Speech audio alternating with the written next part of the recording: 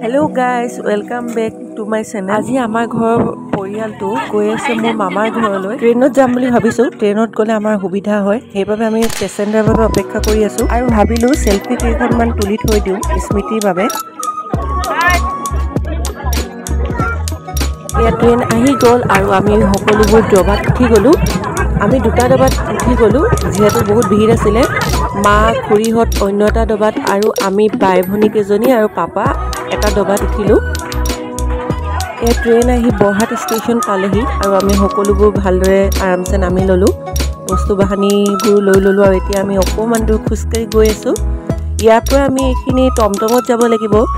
আজি চাগে মামাৰ ঘৰত আমাক সকলোবোৰক এনেদৰে একেলগে দেখি ভয় খাব যেন লাগিছে, কিন্তু আমি ফাৰ্ষ্ট টাইম এনেকৈ সকলোবোৰ গৈ আছোঁ। সকলোখিনি পুতুককৈ ওলালো, ব'ল আজি মামাৰ ঘৰলৈ যাওঁ। এয়া মামাহঁতৰ গাঁৱৰ চকলীয়া গলিটোত সোমাই গৈছোঁ আমি। মেইন ৰাস্তাৰ পৰা অকণমান সোমাব লাগে। এয়া পথাৰৰ দুই চাইডে পথাৰ। এয়া মামাহঁতৰ পথাৰ আমাৰ। মামাহঁতে নকৰে যিহেতু তেওঁলোক গভৰ্ণমেণ্ট টিচাৰ হয়। মানুহ আছে তেওঁলোকে কৰে। মোৰ যিহেতু 4জন মামা, এয়া 4টা ঘৰ ওচৰা ওচৰিকৈ আছে। সকলোৰে ঘৰত যাম, সকলোৰে লগত কথা পাতিম আৰু কি কৰোঁ প্ৰত্যেকটো বস্তু দেখাব নোৱাৰিলেও যিমানখিনি পাৰোঁ আপোনালোকক দেখুৱাবলৈ চেষ্টা কৰিম। ফাৰ্ষ্ট সোমাইছোঁ মোৰ মাজু মামাৰ ঘৰত, যিহেতু মোৰ আইতা মা মাজু মামাৰ লগতে থাকে আৰু এই আইতা বহি আছে আগফালে ধুনীয়াকৈ। আৰু মামাৰ ঘৰত মোৰ দুলীয়াজানত থকা সৰু মাহীকো লগ পালোঁ। মাহীও গৈছিলে আইতাৰ খবৰ ল'বলৈ, যিহেতু আইতাৰ গাটো ইমান এটা ভাল নাছিলে বহু দিনৰ পৰা। আৰু এতিয়া আমাৰ সকলোকে চিৰা জলপান খাবলৈ দিয়া হৈছে। আৰু এই মোৰ ভাগিন দুটাক দেখিছেনে, বন্ধুক পালে মামাহঁতৰ ঘৰত আৰু খেলিবলৈ লাগি গ'ল।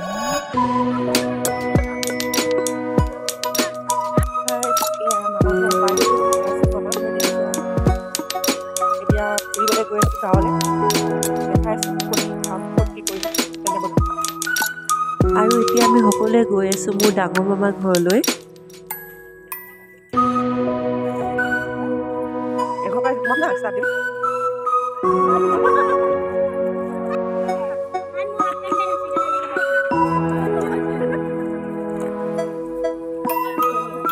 ফুলজোপা ভাল লাগিছে ন?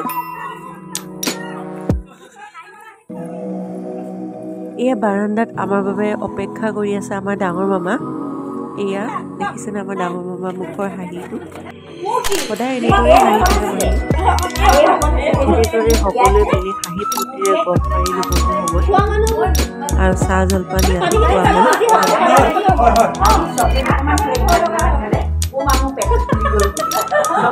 এতিয়া আকৌ আহিছোঁ আৰু মোৰ আন এজন মামাৰ ঘৰলৈ।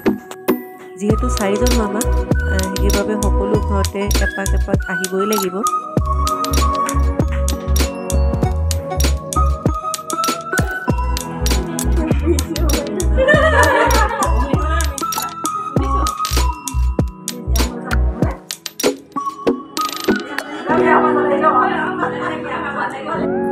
এতিয়া আহিছোঁ মোৰ আটাইতকৈ সৰু মামাৰ ঘৰলৈ।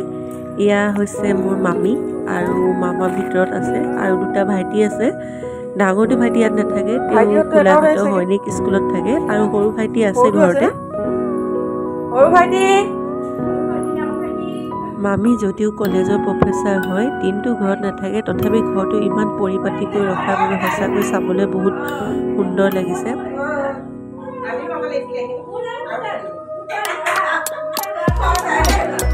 আৰু মই সকলোকে ইয়াতে এৰি মই গুচি গ'লোঁ গাঁৱলৈ, গাঁৱত ফুৰিবৰ বাবে। আৰু গাঁৱত এজন মোৰ মামা আছে আৰু সেই মামাও বহুত মৰম কৰে।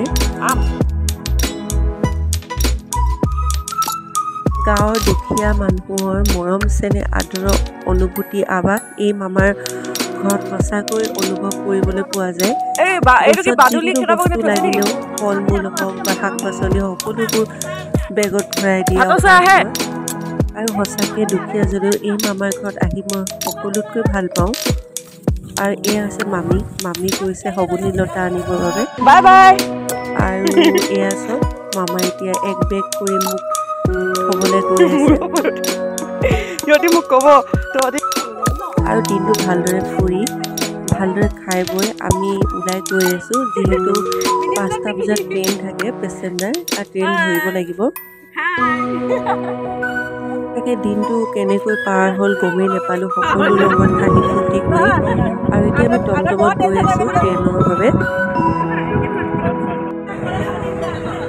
এইখিনিতে বন্ধুসকল আমাৰ লগত এটা জমনি ঘটনা হৈ গ'ল আমি এখন টমটমতে গোটেইখিনি অহা কথা কিন্তু যিহেতু এখন টমটমত নোজোৰে সেইবাবে দুবাৰ টমটমখন আহিব লগা হ'ল প্ৰথমবাৰত যিখিনি থৈ গ'ল তেওঁলোকে ট্ৰেইন পালে কিন্তু আমি নাপালোঁ লাষ্টত আমি অন্য এখন ট্ৰেইনত আহিলোঁ অলপ দেৰি অপেক্ষা কৰি আৰু দুলীয়াজানত নামিবলগীয়া হ'ল যিহেতু ট্ৰেইনখনে বৰডুবি নৰখায় আৰু দুলীয়াজানৰ পৰা এনেদৰে মোৰ ভণ্টিৰ হাজবেণ্ডে আমাক সকলোকে লৈ গৈছে ঘৰলৈ আৰু এনেদৰেই ফূৰ্তিৰ মাজেৰে আৰু সৰু সুৰা এটা ঘটনাৰ মাজেৰে আমি আহি বৰডুবিত উপস্থিত হ'লোগৈ আজিলৈ ভিডিঅ'টি ইমানেই